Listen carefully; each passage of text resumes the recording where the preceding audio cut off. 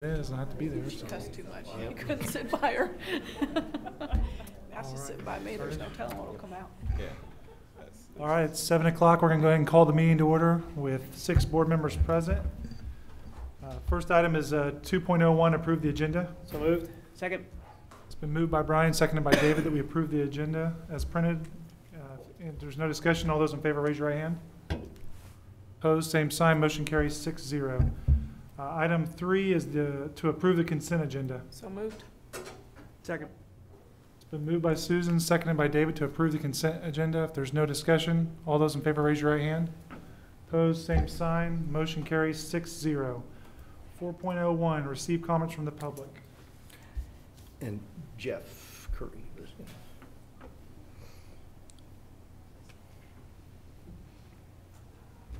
I assume this is where I need to be. I want to first thank the board for the opportunity to come here tonight and address you. I apologize, I was not here at your last board meeting.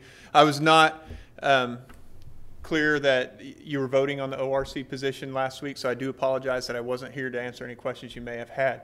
I do, however, want to thank you for the vote of confidence and thank you for the opportunity to continue serving on the Ottawa Recreation Commission as a representative from the school board. You know, like any organization, we've had challenges and we've seen ups and downs in the last almost 4 years that I've been on the board. But we've persevered through all of them. We've seen some great changes with the Ottawa Recreation Commission. The Goppert building, you know, just down the block there is an excellent example of what we've been able to accomplish. And we couldn't do so without the support of USD290's board. I look forward to another 4 years of serving on the commission, and I hope that we can continue to see some more great changes as we move forward with that. You know, I never really think about coming and addressing the school board a lot because at almost every Recreation Commission meeting, Marge Stevens is there and kind of takes notes and knows what's going on and provides some input for us. However, I recognize after talking to Marge that I'm going to make it more of a point at least every couple months to put together some kind of report to bring back to the school board. Maybe it'll save Marge from having to show up at so many meetings too. So, but at any time, please call me if you guys have any questions, any concerns, especially any concerns on the direction you may see the Recreation Commission going. You know, I take calls constantly, just like you do, from the public on you know, different things that we're doing, and I take into account everything. And I especially want to make sure that I take into account your position as a school board, as I'm representing you on that board. So, if there's any questions for me, I'd be glad to answer them, and if not, thank you. So. Anybody have any questions for Jeff? No, but just thank you for doing that. Yeah. Thank you very much. Actually, the reason they voted last week is before I got on the board, Brandon thought it would blow up into a full-blown controversy if I was here to vote on your name. I just want to assure you that would not have happened. I'm glad you said it. Good thinking. Thank you, Jeff. Thank you. I hate to leave you guys. I'm off to my next meeting. So Okay. Thanks a lot. Let me introduce. Okay. I do want to introduce Andy Price, who is our new technology director. He's filling in for Kim, who had surgery that, I better watch what I say, but anyway, Kim is not feeling well. And Andy's here and going to take over this position and doing a great job, just started. And then also in the audience, Carmen, you want to introduce Austin? This is Austin Entris, taller than I used to say. He is going to be our new assistant principal at Ottawa Middle School, and we welcome him. Well, yep. Well, welcome to both of you, and welcome to USD 290. Thank you for being here tonight. Do we have anyone else sign up for public comment at this time? Okay. Then we will move on to 5, which is reports and presentations. First one's 5.01, board reports. Does anyone have a board report for us tonight? Well, I finally managed to make it to a Lincoln Site Council meeting. So, that's a very, very thoughtful group. They were basically kind of winding up their reports or their concerns for the year and thinking ahead towards next year. They had some good questions about space issues and how Lincoln's building might fall into that question. I tried to answer those as truthfully as I could. Josh, what am I forgetting? Yeah. So I actually finally managed to make one. All right. Thank you. Does anybody else have a board report tonight? Brandon, I just want to mention, I got into all the buildings just because I thought I should see what has changed in the buildings since I was last on the board. And the facilities, some of the facilities are a great improvement over when I last served. But the thing that I struck with, I was affirmed at dedication of our staff. I got to see teachers in classrooms. I got to talk to all the principals except one, and we'll still do that, I think. And I just felt really good about the folks that I saw up and down the halls. We have a real good staff. Also, one other thing I want to point out, which you guys don't realize, but from the point of the audience, this looks like the Living Last Supper. And Brandon sits, I think, basically where Jesus would have sat, and then one of you guys down there sits where Judas would have sat. I can't remember exactly, but just, I noticed that last meeting. Thanks. Thank you for the observation, Bill. I think I've just been called Judas. No, Judas may be gone. I don't know. All right. Do we have any other board reports? If not, we'll move on to 5.02, which is the superintendent report. First of all, in my memo and then here we have received this in the mail without any really understanding or any background to it at all, but this is a class action lawsuit that stems from the Montoy litigation on school finance. And part of that, part of the agreement was that they would fund capital outlay equalization funds or state aid. And for the last 3 years now, they haven't done that. And so the same attorneys that did the Montoy case and actually it's from a gentleman, Luke Gannon, hired these folks to do this class action suit that every district that gets state aid is involved in. And for us to opt out of this, I need to send them a letter by the end of this week. And I guess I'm looking for some guidance on what you feel we need to do. In 2009, 2010, we should have received $152,000 in state aid and capital outlay. The next year, $159,000. This year would be in the same ballpark. But your thoughts and comments? What is the cost of staying in and not? Nothing. Okay. I feel that we should opt out. I'm an attorney, so maybe this doesn't make sense to me saying this, but I think that there's too many people suing too many people. I think it's ridiculous for schools to sue the state government for funding. I think if we don't like the funding mechanism, we need to vote different people into office in the legislature. I don't think the judicial branch is the appropriate way to attack school financing, and I think it's ridiculous to be suing our state government. That's my opinion on it. Dean, had we opted out the other years? I'm sorry, I didn't hear. Have we opted out the other years? We haven't been part of the That's what I thought. Montoy litigation, haven't done any of that. That's what I I thought. thought that was a decision we'd made before. We did Right. 2 years ago when they were talking about making a second suit, and we again decided that's not the appropriate Right. way to do it. That's Right, right. and I would agree with Brandon. I don't think, I think we need to stay out of this because I tend to it's just agree gonna open also. up a can Well- of disappointment, so. What's the risk if we opt out? If they win, then We won't wouldn't get be, any money. we wouldn't get the money. Yeah. So, it's nice to make a statement philosophically, but, I hate to lose $150,000 to make a statement, I'd be hard pressed to explain that as a steward of public monies, that our district's not getting $150,000 because we felt that there were better ways to change the legislature. And I'm not so sure that changing the legislature is anything that's going to happen in the foreseeable future.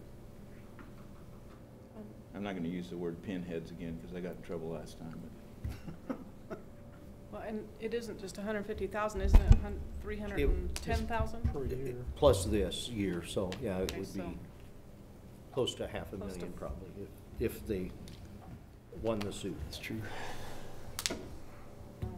I don't know, I mean, I'm forgetting the money. yeah. I mean, that's just an opinion. And I'm not. You're not what?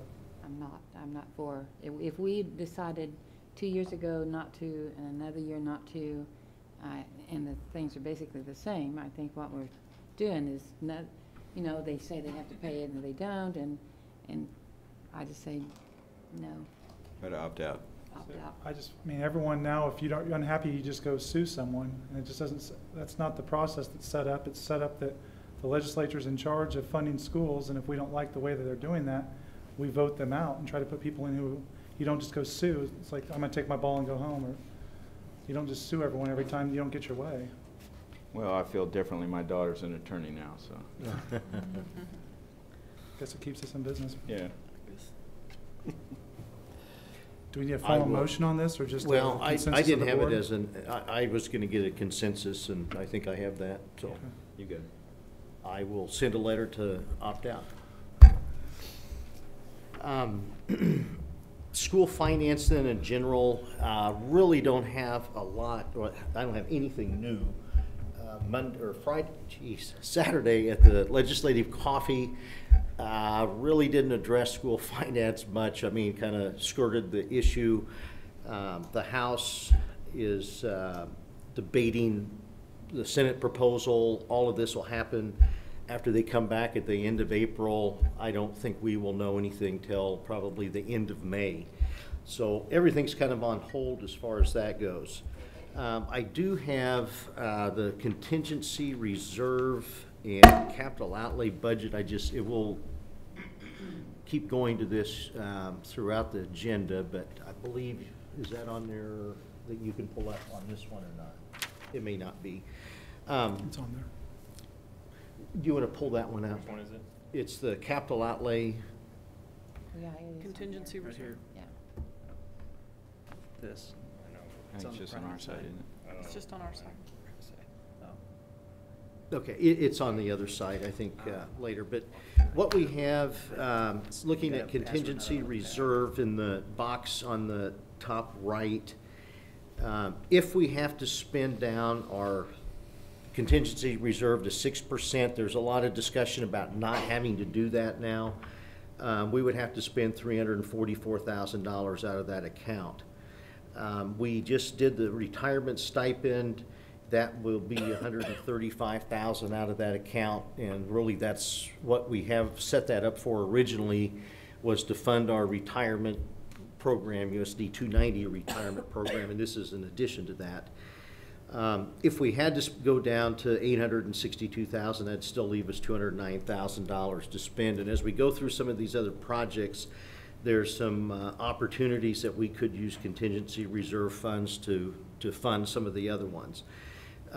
Capital outlay, you can see that we have resources available currently after we look and see what we expended through 2011, 2012, $490,000. Expenditures to date, the $896,000. What we would end up with if right now we have budgeted $175,000 in computer purchases. Coming up will be the Ottawa High School Breezeway project for $19,962. And then depending on what we do with a modular, that could be $110,000. That would leave our capital outlay balance at a little over $1.5 million. In years past, we've always looked at trying to maintain a $2 million carryover in that fund. But as we talked about the litigation on school finance, you can see the last 3 years, we didn't receive about $500,000 in state aid in that fund.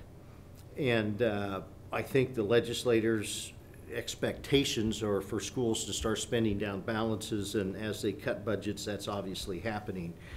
You need to be mindful of that our balance more than likely is going to be less than that. And underneath then, 2011, 2012 expenditures are things that we have done this year, either already paid or have open purchase orders on. But just a little bit of information before we get into some other parts of the agenda. So we currently have open about 300,000, right? 288,000, and that's included, when you look at the balance net of all the proposals, that's all included. So, I mean, the balance would be 1.573, almost 74. That's included in the number up above? Yes. Or is the 1.5 minus the 300? No, Or 288? it's included. Where you see expenditures to date, the 896,000 right at the top. Okay. Those are those two numbers together, the 600,000 plus the 288. Okay, so we're not currently sitting at 1.2? No. Okay, we're sitting at And- 1.5, okay. Yeah. Mhm. Just making sure. If we approve We these other spend things. all that other stuff in there. Yeah. What? The proposed if we buy the things that are under the proposed capital expenditures, then we'll be down to about the 1.5. Correct. Right. We're 1.8 if we Got it. don't. Correct. Advisory Council meeting, we met last Monday and had a really good discussion. I think that was one of our better meetings. Talked a lot about classroom behaviors and just some issues that we see at all levels of school, and tried to brainstorm some ideas of how we could help that situation. And I know the elementaries are in the process of looking at what's called the CHAMPS program. We talked about more training for paras, teachers, parents, everyone, and something that came up that I will get a hold of the Friends of Ottawa Public Education group. I mean, they're looking for ways to help us. I think this could be huge, is to look at helping with some of those things. The Watchdog program at Lincoln's been a huge success, and trying to implement that in the other elementaries. But I'd really like to see FOOP help us with that initiative, and we're talking about doing another community conversation meeting and having this as our focus, and talk about nothing other than this, and brainstorm and try to come up with some things that could help us.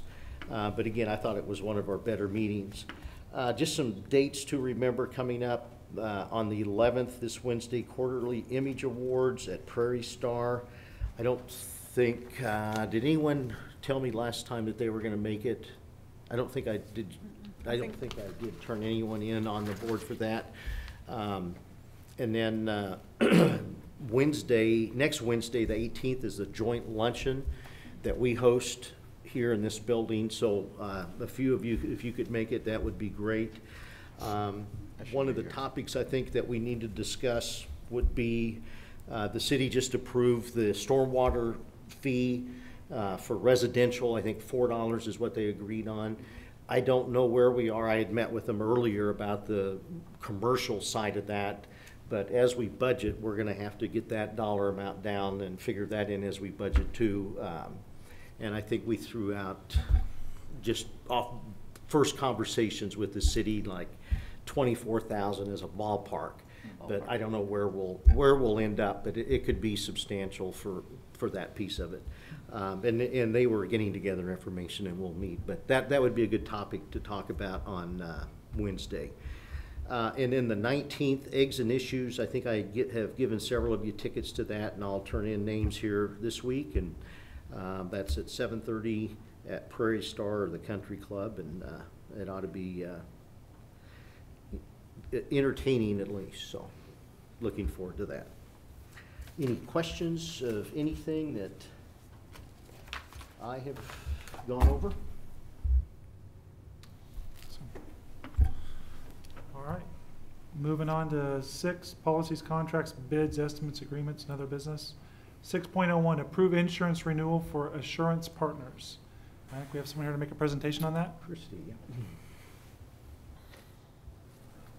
Good evening. Thanks for the opportunity to present kind of an overview of your risk management and insurance program for the last several years. Just to give you a little bit of background on myself, I've been in the insurance business and risk management business for about 17 years now. It's true, I started when I was 12. But more importantly, I have also raised and educated 4 kids. My youngest is a senior in high school this year. So just as I've seen it from the board side as well as the risk management side, I've also seen it as a parent. So I appreciate the opportunity, and I'll make this quick.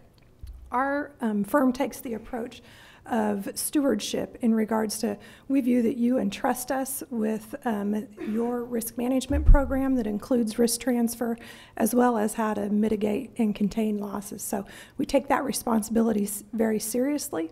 It's a real easy process. We strive for a zero loss culture, so we want to do all that we can to help you prevent losses, whether that's injury to students, visitors, or property.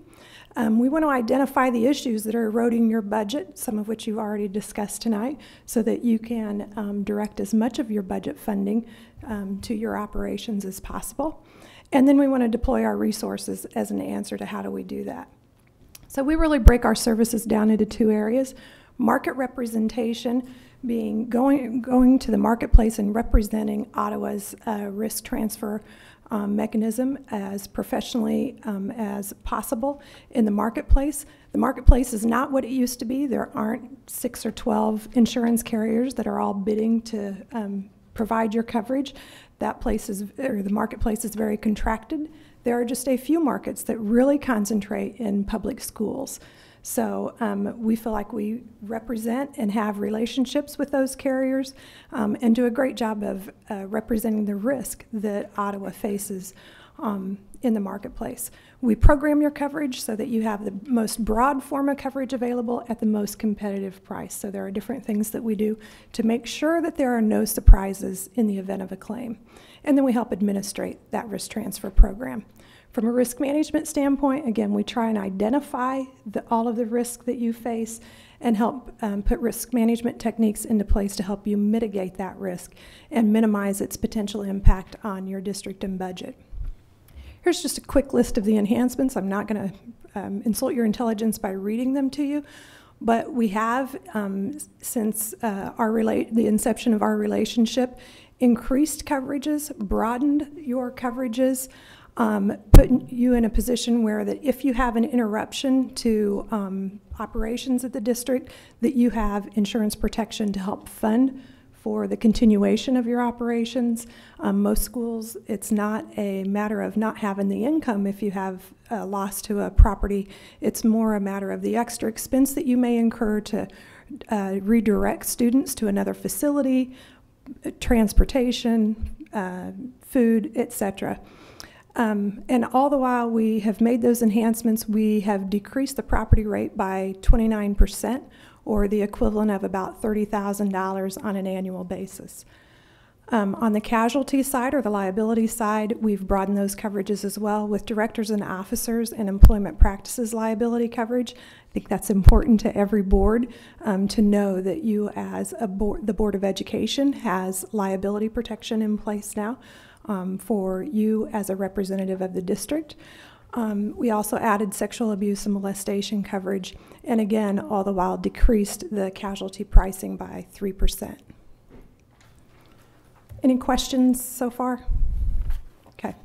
Here's just a quick overview of your insurance program. The reason why we illustrate your exposures along with your premium and also the percent of premium is to help you understand that the real driver you can see is the property line of business. It's due to the value and the concentration of property that you have here in the district. You can see that your property line of coverage makes up 72% of your premium. So it's by far the driver of your costs.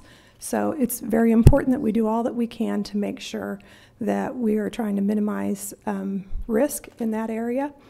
You can see that the workers' compensation line of business is not included here. We don't represent that portion of your exposure. You participate in a risk-sharing pool for that and things, so that's why that line of business isn't listed. Any questions? Okay. I want to give you a little overview of your property values.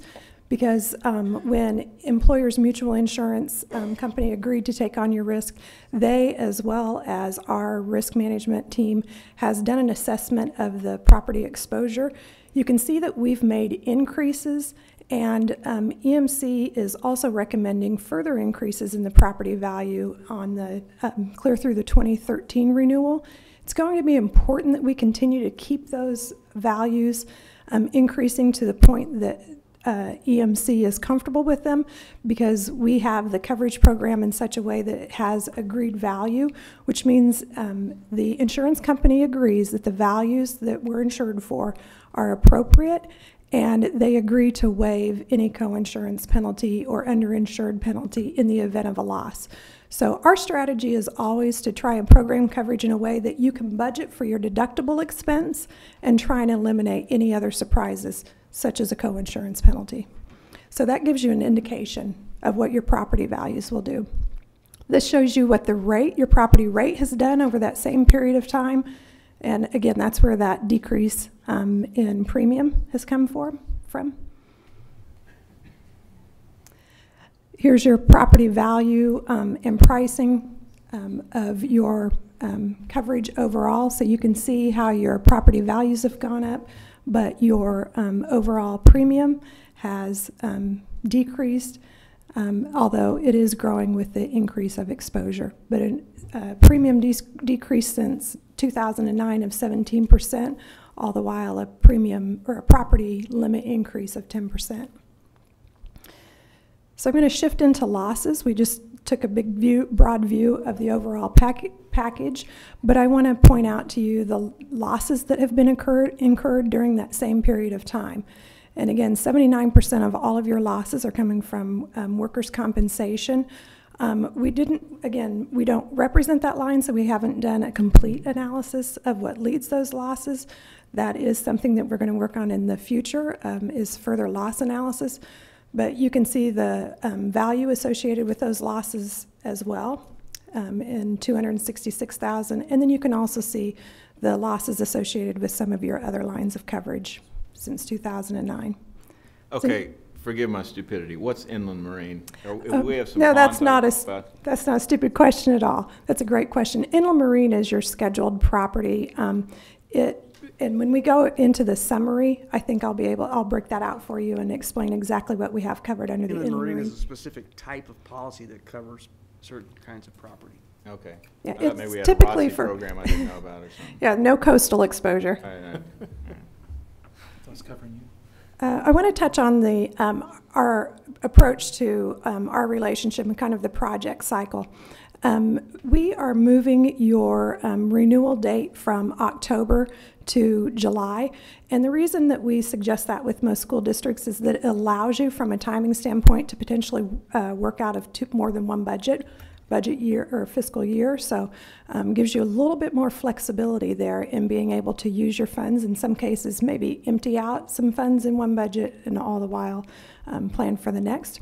So as a result of us, and we negotiated with EMC in advance to prorate the policy, and last fall they agreed not to have any rate changes when the policy actually renews again in July. Now, again, they indicated that, but I can't guarantee it, but we'll do everything in our power to hold them to that. And then we also prorated and moved the effective dates of our consultation agreement. So that in the event that the district decides to receive other bids or explore other opportunities on your risk transfer risk management program, you can do that well in advance and not disrupt your coverage that you have in place and things. So our cycle is generally to have the renewal project. We'll do the loss analysis then in January, have a review such as this, not only with the board, but certainly Dean and other key members of the administrative staff, and then have the consultation agreement renew, because we really want to make sure that the agreement is based on our ability to deliver value and services and not just based on the price of your insurance policy in that renewal. So we have an entire team of people that work with the district. It includes a business analyst who's been out here and did the property risk assessment. So she's actually been out here and walked through all of your properties, identified exposures such as property out in the open, fences, playground equipment, a variety of things like that. She's also the person that works with EMC to negotiate appropriate replacement cost values for your buildings and also your contents. Bruce Ford, our risk control consultant, works with Richard from an operations standpoint. He's one of the projects they're currently working on is the safety manual and things and updating it for the school. So Bruce brings his experience to the table and interfaces with Richard on that. Heather Neal is our client services coordinator, and Heather will be working with the school this summer to provide online education and assessment for all of your teachers and faculty. Things such as you can do some basic orientation and things like bloodborne pathogens, sexual harassment, bullying if the district's interested, things of that nature where everyone can log in, do the testing online or cover the information online, and then your administration receives updates and reports so that they know exactly how many have completed that testing, and we can make sure that all of that is done in an automated fashion, some of that, the basic training and things. And then Megan Sutton is the account manager, and she really brings the activities of the other risk management team members back into your risk transfer program and make sure that your insurance carrier and the marketplace are aware of all that you're doing as a district to help prevent loss and control your risk. And that helps give us the great representation in the marketplace. So any questions on that quick overview of the course of our relationship? All right. I think you have a summary.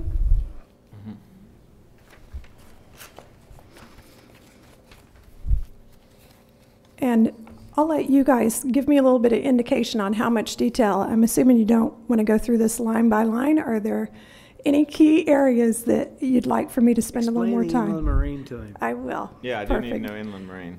Okay, if you look at the first page of the summary, you can see that your building and contents, you can see those limits there, and also the property in the open. Below that is where the inland marine is listed, and in addition to some of the small tools and things, that's where we have your camera equipment and then also your musical instruments. The main trigger for when we move something from a business personal property standpoint to an inland marine policy is whether or not it leaves the premises. So you have some equipment that probably travels around the district and isn't located at just one specified location. And so when that happens, we try and have coverage that will follow that property wherever it's at. But some of the main differences are when it's covered by your property policy, again, it falls under that agreed value and is on a replacement cost basis. So the insurance company is going to pay to repair or replace with like, kind, and quality with no regard for depreciation. But on an inland marine policy, because it's mobile and sometimes it's outside, that coverage is written on an actual cash value basis. And so when it comes loss settlement time, they will take depreciation into account on that. So your inland marine is not on a replacement cost basis, but it allows for that flexibility because that equipment or property can move around. So I still don't know why it's called inland marine. Quite honestly, because it's an old insurance term that we've probably outgrown and they haven't changed. Some farmer had a speedboat at some time. It actually used to relate to coastal exposure and things that move. So It has to do with transit, basically. So anything that's in transit. So things in transit, originally it would have been on barges and boats and tugs and things like that, and then it moved to trucks and trailers, and then it just kind of expanded beyond that into just general things that move. Okay. You can also see that your electronic data equipment is located on the inland marine policy as well. So that's everything from your telephone system, intercom systems, computers, etc. Any other specific areas you'd like any further explanation on?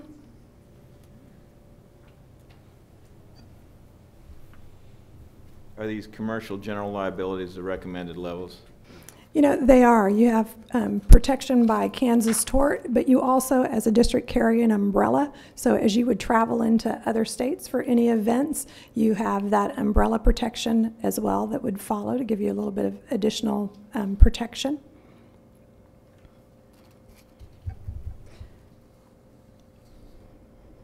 Anyone else have any questions?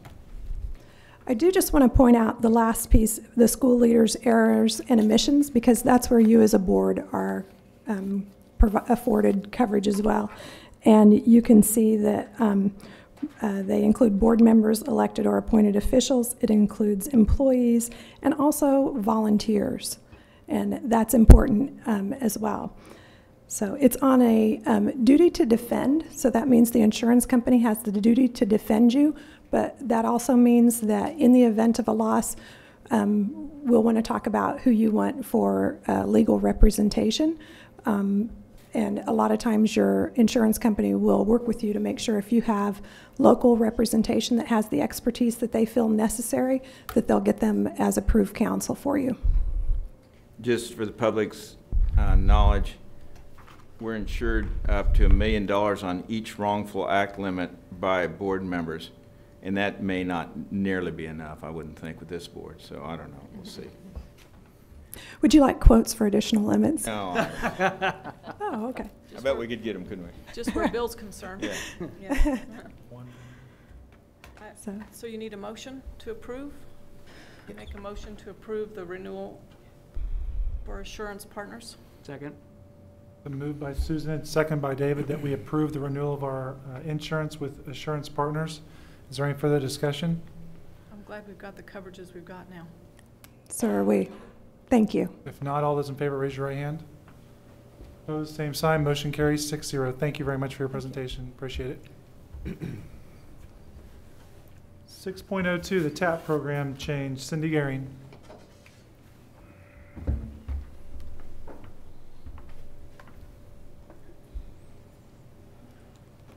Good evening.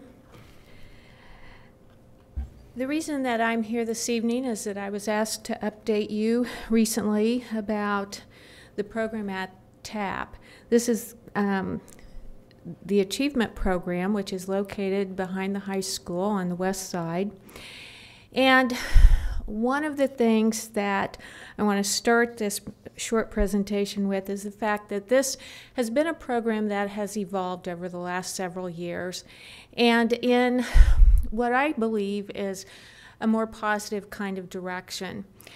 At the height of the program, as you saw in your original notes that Mr. Katz sent to you, we had 4 high school teachers, an elementary teacher, and we served between 12, 14 students, both from Ottawa as well as from the East Central Kansas Co-op in Education. And over the last couple of years, we've taken a really hard look at what we're doing in that program. And last year, we made the modification of cutting back to 3 teachers, 3 paras, and adding in more specific services from a school psychologist and Nicole Hitchcock, our staff member who works with students with behaviors. And in that process, we really decided to focus on getting students back into classrooms with their peers as much as we possibly could, rather than being isolated in this classroom behind the high school. And amazingly enough, we have had some pretty decent success with that, both with our students and with the students from the co-op. This year, we began our year with a total of 6 students from both organizations. And as of right now, we are looking at 9 students total. And we have had, as I say, some real success with integrating those students into classrooms, both at the middle school and at the high school. So we have now gone the next step in this, and part of the reason I'm here to talk to you this evening is that in all of this, and please understand this is not a criticism, rather it's just the way things have kind of evolved, we discovered that we were beginning to have a philosophical kind of parting of the ways with ourselves and the co-op, in that we really want to provide as much inclusive education as we possibly can.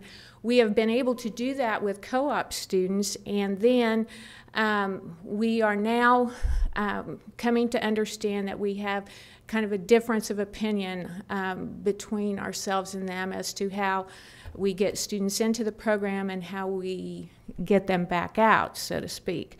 So with all of that said, I had a conversation with their director, Susan Christensen, very early in this year, talking about the fact that you know, we were seeing the TAP program evolve yet again, and talked to her a little bit about where I wanted to take it and what we wanted to do.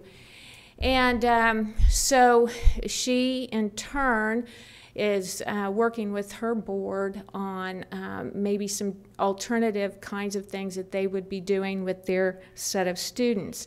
In the meantime, what I am looking at is taking a step forward again, and I've heard it said that, you know, I'm going to shutter the program, and that's not what I've got in mind exactly. What I want to do is work on, and I might add, for next year we're looking at 1.5 full-time students from our district. And so what I'm looking at doing is really beginning to focus directly on those students, those Ottawa students, taking a real focus on their academic progress, on social skills, and then as well their transition skills into the world of work or potentially post-secondary education. And doing that in such a way that's very intense, very specific to their needs, and is done within the confines of the space behind the high school, but also giving us access to high school programs or middle school programs depending on the age level of the students. So at this point in time, what I want to focus on are the Ottawa students, and let the co-op figure out how to focus on the co-op students. And so that's where we are at this time, and that's, like I say, I do not want anyone to be critical of what they're doing with their students, and I also would like to be very complimentary to the staff that has been working with these students this year and the really great progress that they have made. Thank you. Does anybody have any questions? I do. I do. Mm-hmm. I believe you still have 3 teachers?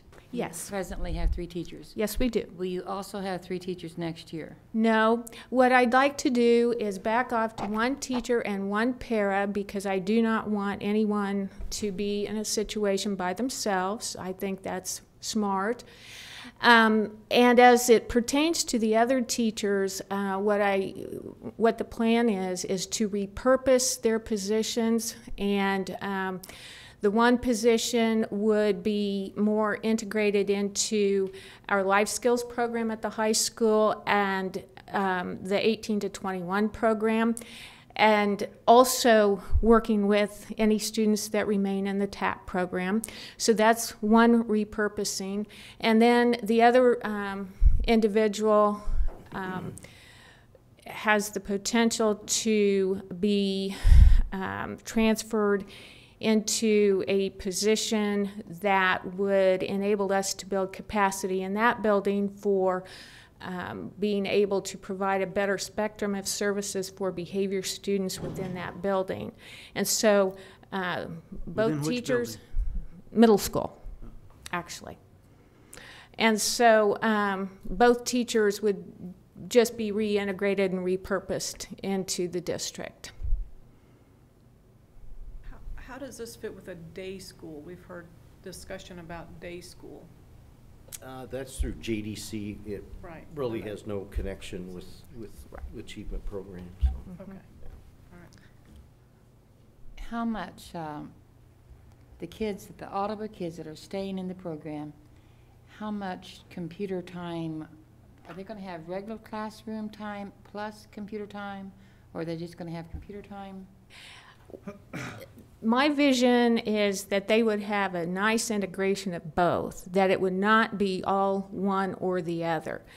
As I was looking at another program, kind of on an exploratory basis, one of the programs that they use for all of their core, and this is a Greenbush program, is the E2020 program.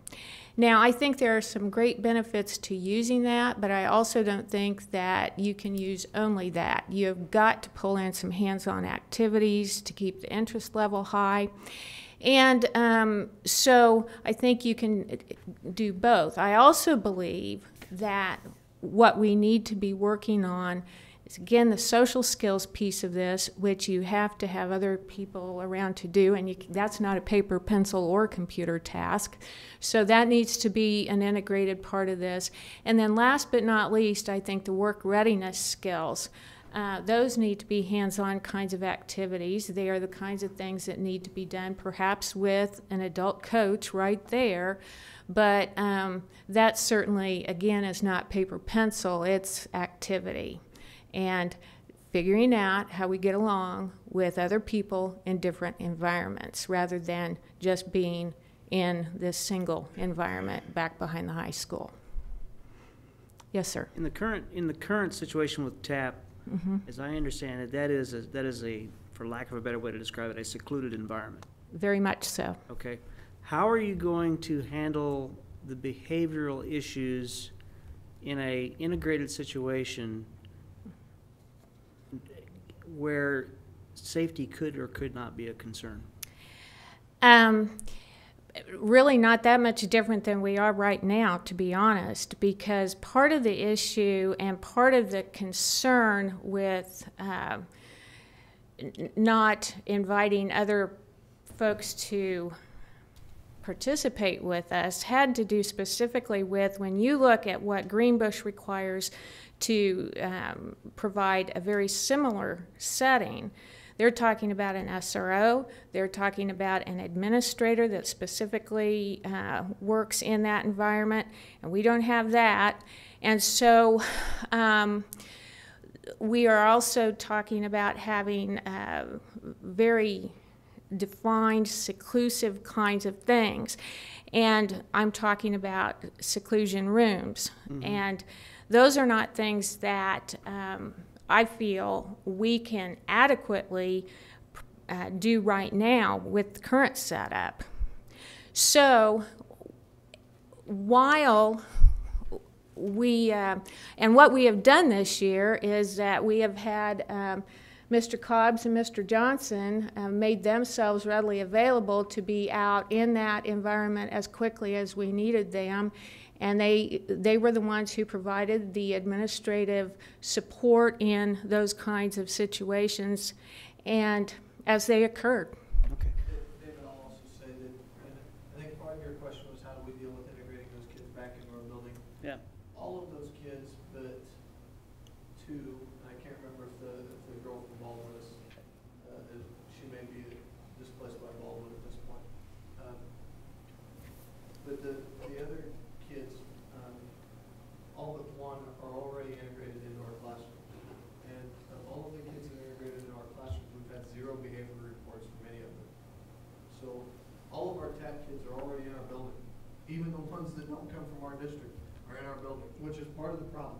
We'll have Eudora, Baldwin, Wellsville kids that what it comes down to is their schools have decided they don't need them in their building, or they don't have the facilities to have them in their building, and we're bringing them and putting them in our building, and we're seeing some real success with those kids. We have had, like I said, every one of those kids has been integrated into our building, and we have not had a single behavior referral from any of them. So are you still using the Boys Town queuing model? In a fashion. Because that takes a lot of intervention and consistency across. It does, and that's why I answered that so dubiously, because it is only done in a fashion, and really what we want to do is do a behavior intervention system that makes sense for individual students, because that particular model is very effective at Boys Town, where you have all of those pieces working together. It's a totally secluded environment. Absolutely, and that's where it works best. In our situation, there are too many variables, there are too many inconsistencies to be able to say that we use it with fidelity. And I guess that begs the next question for me, is you have too many variables, and I understand your point about integrating those kids in the classroom. What are you using as fail-safe? What is the piece to the puzzle that says, okay, this is a kid that we can no longer serve in the environment, so we transfer out to Marillac or to the Gillis School? What is that criteria? Well, part of it is based on decisions made by the IEP team. But after a certain point, you are absolutely correct that we make that recommendation that we cannot handle this situation in this environment any longer, and either a more therapeutic environment or a more structured environment is necessary. We make that recommendation then as an IEP team, and you move forward with placement to Marillac or Gillis. I also think that fail-safe is similar to what it is now for TAP. We have never placed a kid at TAP just on a whim. I mean, everything comes down to loads and loads of different plans. We've tried this, bringing people in to have outside resources participate in what we're doing in classrooms with those kids. And when all of those things fail, that's when we move to TAP. I don't see that this situation is going to be any different, as those kids are integrated into our system, and when they can no longer handle that, and we've gone through all of those things, that's when we look at a different type of placement for those kids. Well, and I'm not saying that I'm disagreeing with the idea of eliminating the TAP program per se and using a more inclusive environment. I got no problem with that. My concern is that I want to make sure that you have thought through all of the parameters, because we've already had an instance earlier this year where we had a student that probably should have moved to a different environment sooner than they did. And I want to make sure that we don't have that kind of happen again. That's my concern. Point taken. Are you, and you did say we're going to be down to one student in this program? 1.5 as of current enrollment. Okay. Do they call the .5 short, Dopey? Yeah, a little short guy. How will you know if this is a success? If we move to a change in a model, what are you going to, other than anecdotal information, how are we going to know this is a success? Okay. Well, several ways, I think. One way is through the reintegration of students. I believe that we will see, at least in that particular population, an increased probability of graduation, most definitely a better transition to world of work with some real life skills in place, ready to go. And I believe that we will see through reports such as Mr. Cobb's just made, that we will be successful in having them reintegrated without continued incidents or very low level kinds of incidents, as well as once they, or if they present with an issue, a better ability to work through the issue and be able to get themselves back together and get back into the business of being in school. Pretty hard to quantify that behavior, isn't it? Very much so. But when we make a big change, exactly, we ought to be able to monitor it. Is it working? Is it not? Is it right? Because we don't want it to get away from us to where that environment's needed. Correct. And so, because No, I'm not comfortable. We'll be hearing next year that there's 0 behavior problems. I can just feel it coming. We're gonna be fine. No. Well, Yeah. So we're essentially looking at two different pieces to the puzzle. One is to separate ourselves from the co-op, correct? Correct. And then the second piece to the puzzle is to move to this different model. Correct. I'm cool with the first part. I have concerns about the second part until I see more information. All right. This is not an action item tonight, is it just a report at this No, time? it was action, It is action, because okay. it'll be contingent on what we do in the next couple items, so. Okay. I make a motion that we accept Cindy and Dean's recommendation to change the achievement program as stated. Second. Wait, with report back of measurable stuff that, you know, is it working, is it not? Because just because we make one decision doesn't mean it's done. Exactly. Second. Okay. Thank It's you. been moved by Susan, seconded by Brian, that we accept the recommendation to change the TAP program, and that we had asked that hopefully next year you can come back and report to us on how it's going to make sure that we are making achievement and it's going properly, so. Right. Is there any further I'd discussion? like to make an amendment to the motion. Okay. And the amendment being, I'd like to see more detail about the intervention program and how it's going to be put together. For the, you know, in a general scope, not in a specific student-by-student basis, but generally, what safeguards are we going to have in place? We can develop that. I remember my Robert's rules here. Do we need a second to the amendment? No, Susan can just accept the amendment if she'd like. Sure, I'll Accept the- accept that. Okay. I'm such a stickler for Okay. Roberts. So it's been, We don't do Roberts. No, we don't. it's been moved and seconded with an amendment that we go ahead and accept the recommendation to change the TAP program and switch away from the TAP program at this point. Any further discussion? If not, all those in favor, raise your right hand. Opposed, same sign. Motion carries 5-1. Okay. Thank you very much for your report. Thank you.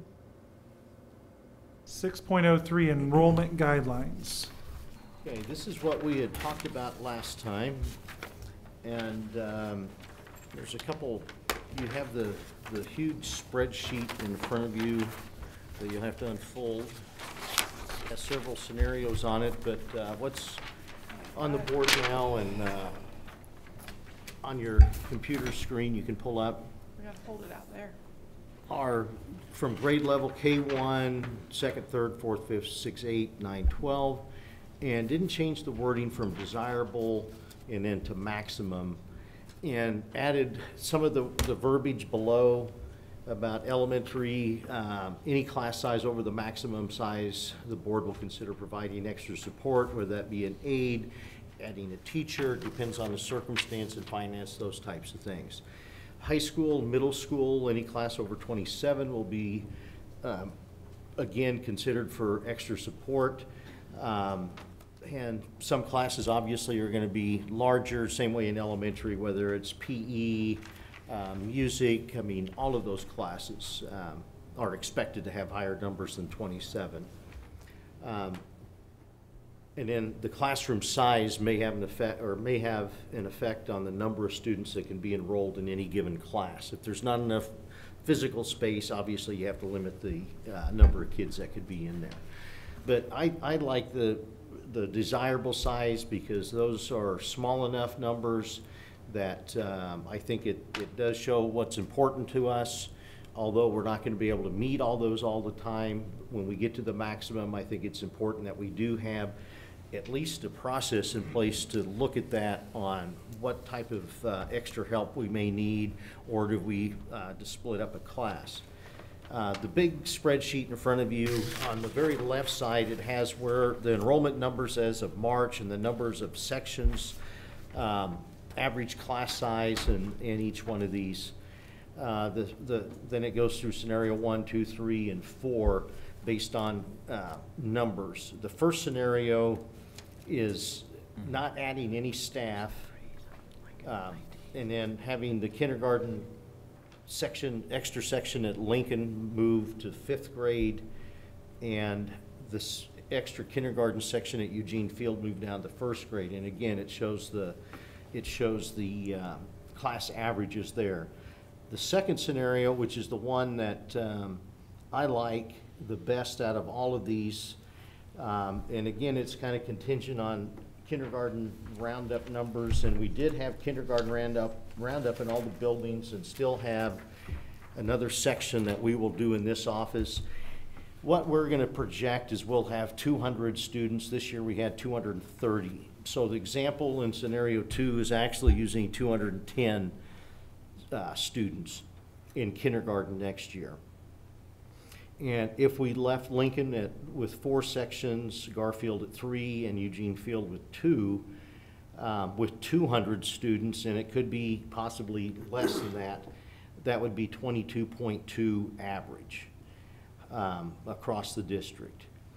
I think the biggest need that we have right now would be to add a first grade section, have, instead of an extra section at Lincoln, have an extra section of first grade at Lincoln, just based on the number of kids and the discipline associated with that class and how much time was spent by administration just managing that, and having the bigger class sizes, I think, would be a detriment to the first grade next year. So we would have 11 sections of first grade and 9 of everything else, moving Lincoln to 4 sections at first grade. That would require us probably moving, if we do the modular change, the preschool we currently have at Lincoln to Eugene Field to free up that class for first grade, and then adding, which I think that we have to do also at Lincoln, is adding a 4th section. We've always had 3 sections of 5th grade. It would add one position to the whole mix, and that would be first grade at Lincoln. If we move again, we're talking positions, not people. If we did transfer the position that we have now in kindergarten to 5th grade, and then add a section there. And Eugene Field would remain the same as far as total number of sections, but kindergarten would go to first. That to me is probably the best scenario.